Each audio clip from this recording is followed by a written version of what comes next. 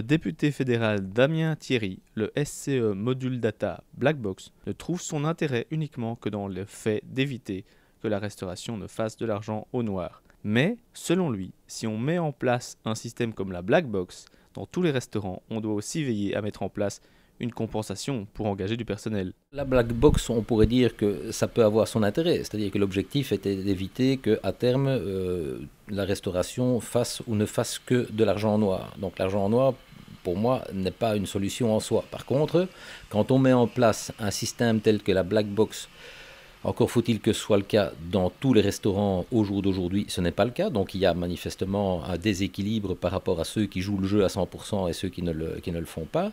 Et j'ai d'ailleurs été le seul parlementaire à la Chambre des représentants à voter contre le principe de la black box, tant qu'il n'y avait pas une sorte de compensation pour les restaurateurs dans le fait d'engager du personnel, en fait du personnel qui n'a peut-être pas la qualification requise que pour pouvoir faire autre chose, mais qu'on sort de la précarité. Donc il y avait une sorte de donnant-donnant, manifestement, qui n'a pas été vu comme tel, puisque on sait que la charge salariale dans le domaine de la restauration reste importante, et je crois que si tout le monde avait voulu comprendre l'importance de mettre en place un système qui était strict, la black box c'est vraiment strict, mais qui en contrepartie donnait une compensation pour des établissements déjà existants qui emploient 15 à 20 membres de personnel, je pense que ça aurait été plus bénéfique.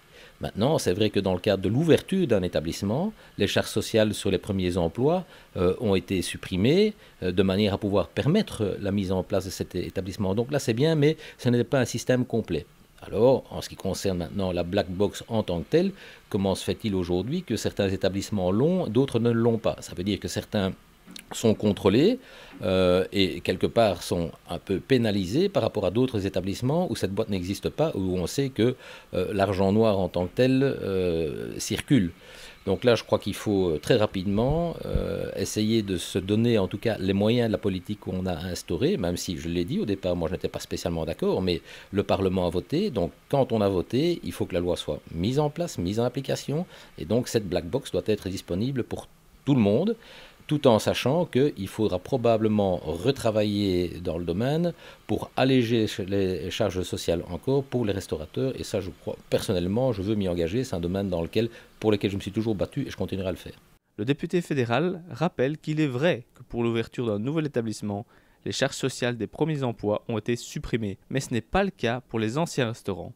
Ce n'est donc pas un système complet. Il rappelle que la restauration est un secteur particulier qui connaît également ses limites, car si les charges sociales sont trop importantes, la différence se retrouvera dans la note du client. Ceux qui ont voulu mettre en place cette black box étaient persuadés que le but recherché, qui était un but anti-fraude, allait fonctionner.